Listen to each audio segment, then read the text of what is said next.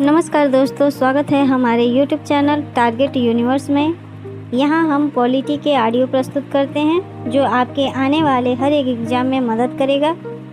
तो चलिए देर न करते हुए इस ऑडियो को सुनते हैं। दोस्तों, ये अनुसूचियां आखिर क्या होती हैं? अनुसूचियां आखिर क्या हैं? जिस तरीके से आप बुक खरीदते हैं, तो बुक जब खरीदते हैं तो बुक खरीदने पर उसके पहले पृष्ठ पेज में पाठ्यक्रम लिखा रहता है। क्या लिखा रहता है? पाठ्यक्रम। फिर उसकी विषय वस्तु लिखी रहती है विषय वस्तु, और लिखा रहता है कि पहला जो पाठ है उसका नाम क्या है, कितने पेज में है, दूसरा पाठ क्या है, कितने पेज में है, तीसरा पाठ किस लेसन का नाम क्या है, कितने पेज में है, चौथा पाठ क्या है, किस लेसन में है। फिर जब आप किताब पढ़ने जाते हैं तो किताब का पहला जो पहला टॉपिक दिया गया वो पहले पेज पर होगा, उसका पेज नंबर दिया होगा। उसी तरीके से दोस्तों, भारतीय संविधान में अनुसूचियां बनाई गई हैं जिससे कि हम संविधान को आसानी से समझ सकें। आसानी से क्या कर सकें? समझ सकें। तो संविधान को समझने के लिए यहाँ पे विषय वस्तु को शामिल किया गया है। दोस्तों, जब भारतीय संविधान बना, कब बना भारतीय संविधान? 26 जनवरी 1950 को। तो 26 जनवरी 1950 को जब भारतीय संविधान बना, क्या बना? भारतीय संविधान बना। तो भारतीय संविधान में कुल 8 अनुसूचियां थी। कितनी अनुसूचियां थी? कुल 8 अनुसूचियां थी।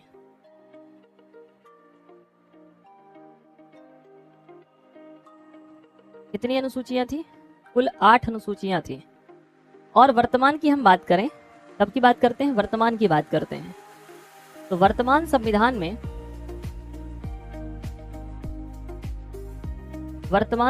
में कुल कितनी अनुसूचियां हैं?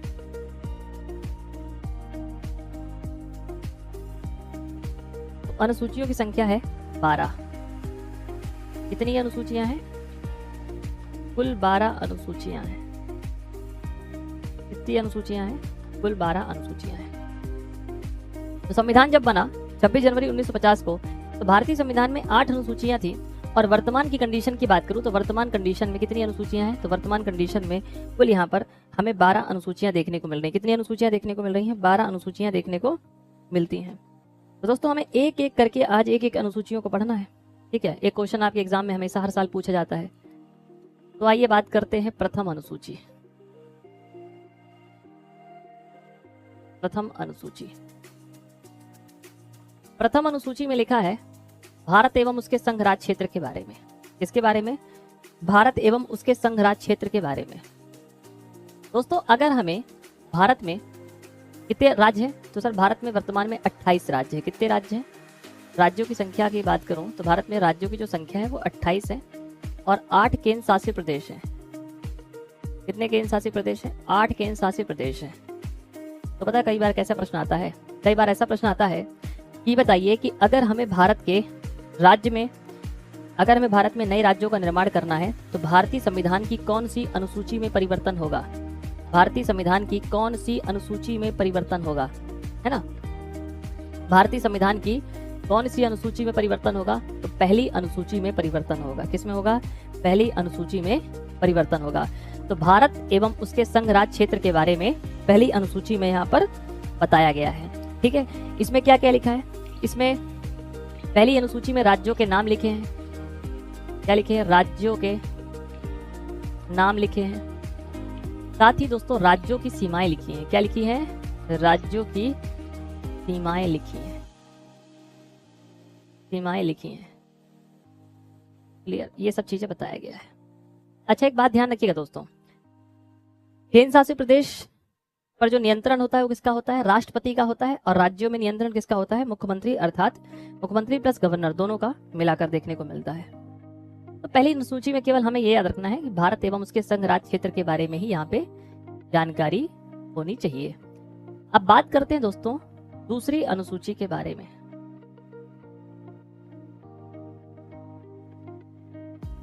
दूसरी अनुसूची में लिखा है वेतन। आपके यहाँ कोई काम करने आएगा, सबसे पहले पूछेगा बताओ पैसा कितना दोगे? क्या लिखा है? वेतन एवं भत्ते। तो वेतन किस किस के वेतन दिए गए हैं? जैसे राष्ट्रपति, उपराष्ट्रपति, है ना, इन सब के वेतन कहाँ दिए गए हैं? दूसरी अनुसूची में दिए गए हैं। भारत के राष्ट्रपति का वेतन दिया गया है इसमें। भारत के उपराष्ट्रपति का वेतन दिया गया है। लोकसभा के अध्यक्ष का वेतन दिया गया है। इसका लोकसभा के अध्यक्ष का वेतन दिया गया है। लोकसभा के उपाध्यक्ष का वेतन दिया गया है।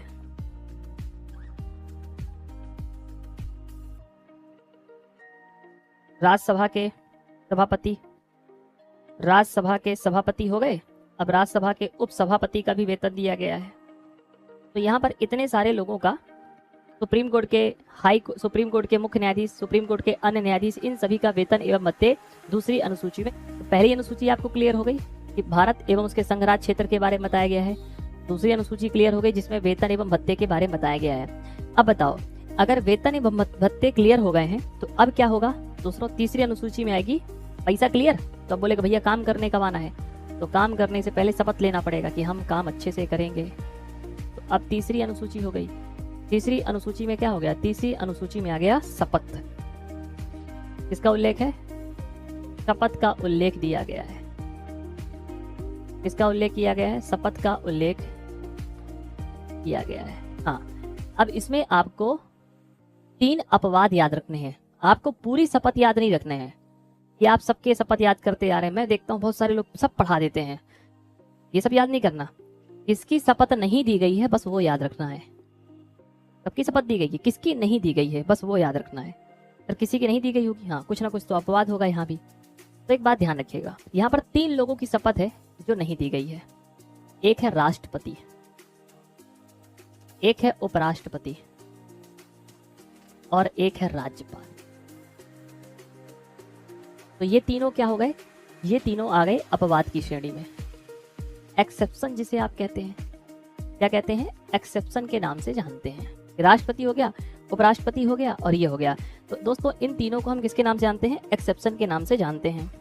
ठीक, अब मैं राष्ट्रपति की अगर शपथ की बात करूं तो राष्ट्रपति की शपथ दोस्तों अनुच्छेद 60 में दी गई है। उपराष्ट्रपति की शपथ अनुच्छेद 69 में दी गई है और इसकी शपथ 159 में दी गई है। इसमें दी गई है 159 में दी गई है।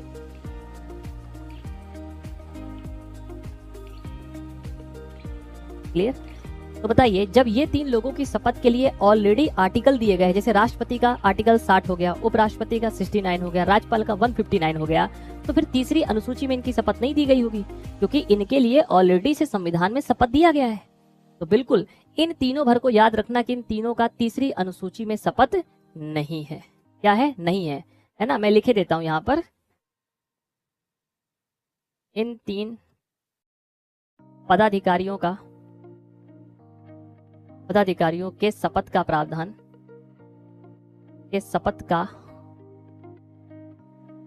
प्रावधान तीसरी अनुसूची में नहीं है। लाइन कितने लोगों को समझ में आ रही है? ये सर ये क्या लिखवाए हैं? ये 3 इसलिए लिखवा दिया है क्योंकि अगर पूछेगा कि बताओ राज्यपाल की शपथ का प्रावधान किस अनुसूची में है, आप लगाए आओगे तीसरी, क्योंकि आपको लगेगा सर शपथ तो सर सभी की हो सकती है, पर नहीं, राज्यपाल के लिए हमने आर्टिकल बना रखे हैं। याद रखेंगे इन चीजों को। चौथी अनुसूची में दोस्तों क्या दिया गया है? यहां पर दिया गया है राज्यसभा की सीटें। क्या दिया गया है? राज्यसभा की सीटों का प्रावधान दिया गया है। प्रत्येक राज्य में राज्यसभा की सीटें होती हैं, अलग अलग होती हैं। यूपी में अलग होगी, बिहार में अलग होगी, एमपी में अलग होगी, तमिलनाडु में अलग होगी, छत्तीसगढ़ में अलग होगी। तो प्रत्येक राज्यों में राज्यसभा की सीटें कितनी होंगी, ये बबुआ कहाँ दिया गया है? चौथी अनुसूची में दिया गया। कहाँ दिया गया है? चौथी अनुसूची में दिया गया है। ध्यान रखिएगा। तो चौथी अनुसूची में राज्यसभा की सीटों का प्रावधान किया गया है। किसमें दिया गया है? चौथी अनुसूची में दिया गया है कि सीटें कितनी होंगी। प्रत्येक राज्य में राज्यसभा की सीटें दोस्तों हमेशा अलग अलग होती हैं। क्या होती हैं? अलग अलग होती हैं। अब बात करते हैं 5वीं अनुसूची।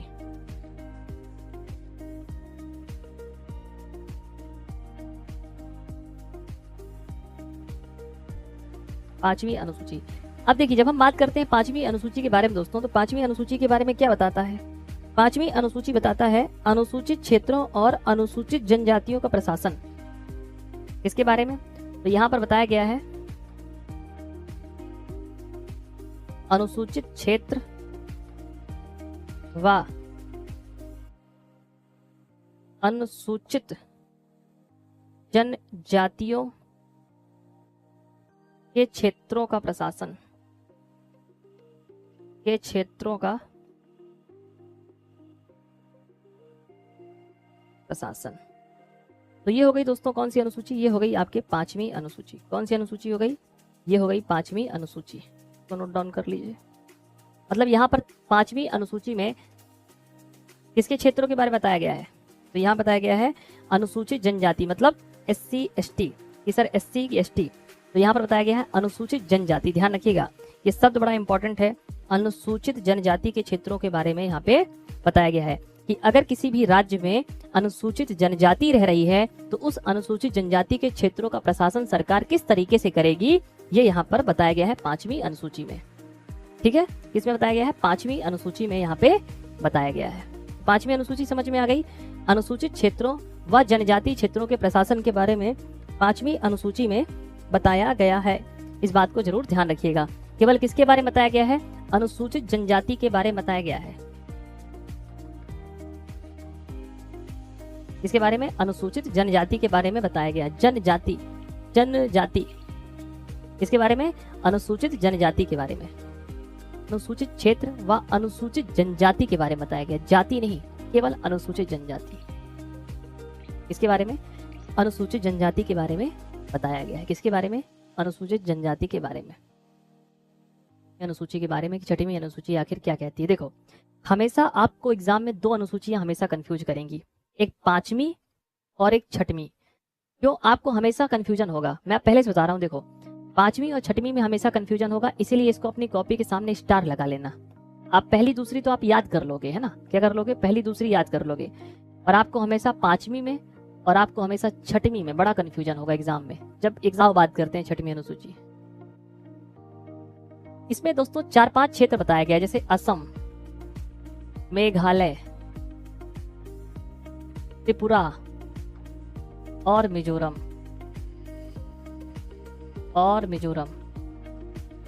कितने क्षेत्रों के बारे में बताया गया है? 4 क्षेत्र। थोड़ा ध्यान से सुनो।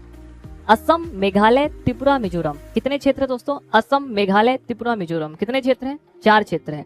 असम, मेघालय, त्रिपुरा, मिजोरम। तो असम, मेघालय, त्रिपुरा, मिजोरम के जनजाति क्षेत्रों का प्रशासन बताया गया है। क्षेत्रों का क्या बताया गया है? प्रशासन बताया गया है। क्या बताया गया है? प्रशासन बताया गया है। तो असम है, मेघालय है, त्रिपुरा है, मिजोरम है। कितने क्षेत्र हैं? 4 क्षेत्र है। कौन कौन से हैं? असम है, मेघालय है, त्रिपुरा है, मिजोरम है। इन 4 क्षेत्रों का प्रशासन बताया गया है दोस्तों। और अब 7वीं अनुसूची क्या बताती है? 7वीं अनुसूची बताती है विषय के बारे में। किसके बारे में?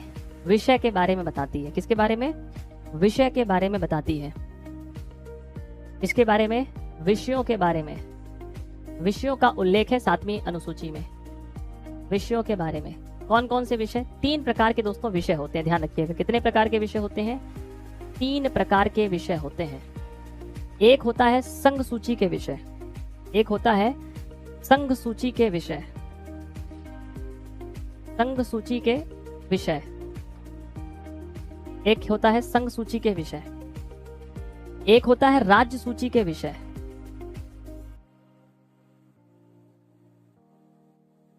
राज्य सूची के विषय,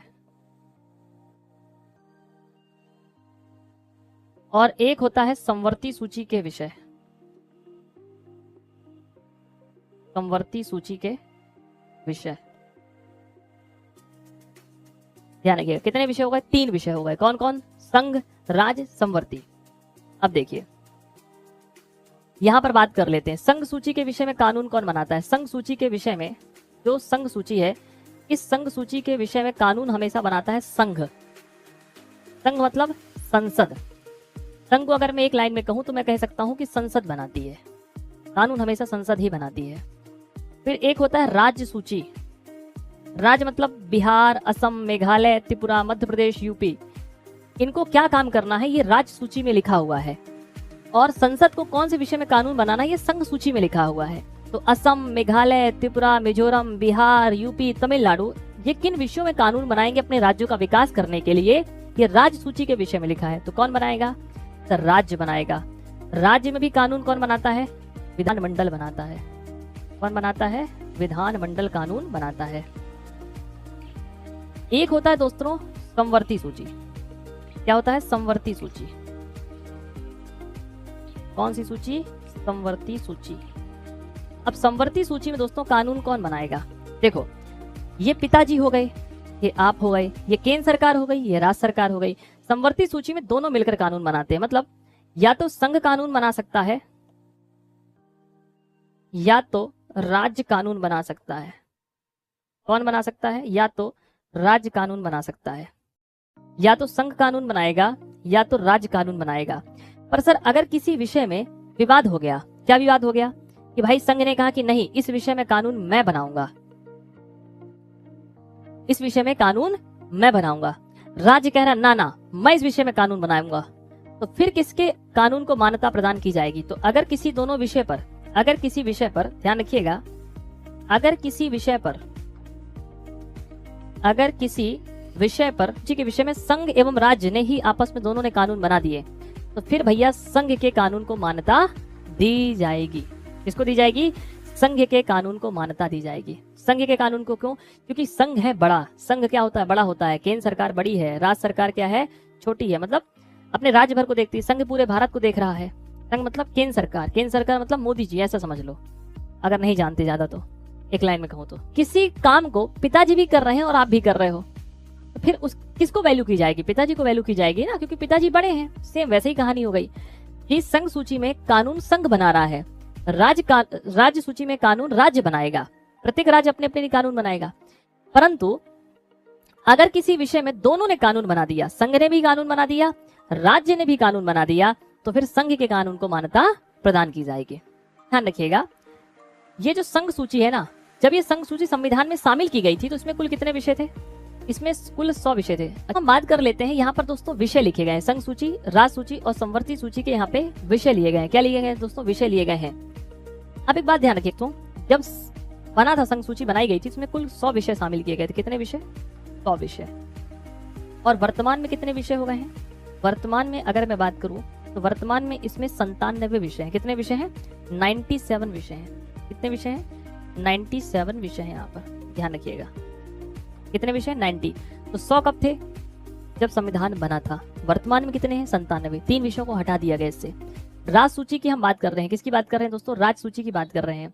राज्य सूची की अगर हम बात करें, कितने विषय थे राज्य सूची में? पहले यहाँ पर 61 विषय थे। कितने विषय थे? 61 विषय थे। वर्तमान में कितने कर दिए गए हैं? वर्तमान में 66 विषय कर दिए हैं। कितने? 66 विषय कर दिए गए हैं।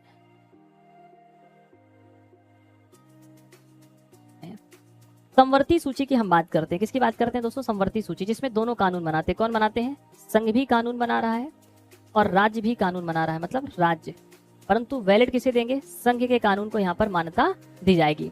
अगर दोस्तों समवर्ती सूची की बात कर लेते हैं तो समवर्ती सूची में कितने विषय थे? आपके 52 विषय थे। कितने विषय थे? 52।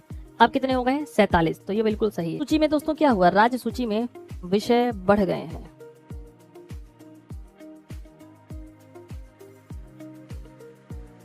राज्य सूची की हम बात कर रहे हैं। किसकी बात कर रहे हैं? राज्य सूची की बात कर रहे हैं। राज्य सूची में कितने विषय? आपके 66। कितने थे? समवर्ती सूची की दोस्तों हम बात करते हैं। समवर्ती सूची में कितने थे? 43। कितने थे? 43। अब संघ सूची को बढ़ाकर कितना कर दिया गया? 100 कर दिया गया। कितना कर दिया गया? 100 कर दिया गया। राज्य सूची की हम बात करें तो राज्य सूची को 66 से कम किया गया। यहाँ पर 66 से 61 कर दिया गया है ना। इसके कम हुए 5, तो यहाँ बढ़ गए 52। ये ठीक है। अब 100 से 97 से 100 हो गए, 66 से 61 हो गए, 47 से 52 हो गए। याद करिए, जब श्रीमती इंदिरा गांधी आई थी तो श्रीमती इंदिरा गांधी ने क्या कर दिया था? संविधान में संशोधन करके इससे राज्य सूची से विषय को हटा करके समवर्ती सूची में पटक दिए थे। 5 ऐसे विषय थे।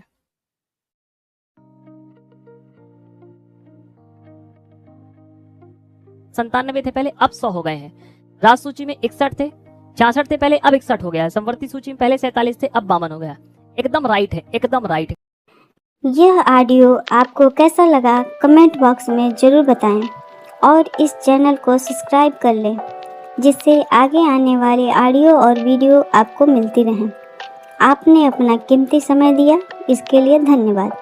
मिलते हैं नेक्स्ट ऑडियो के साथ।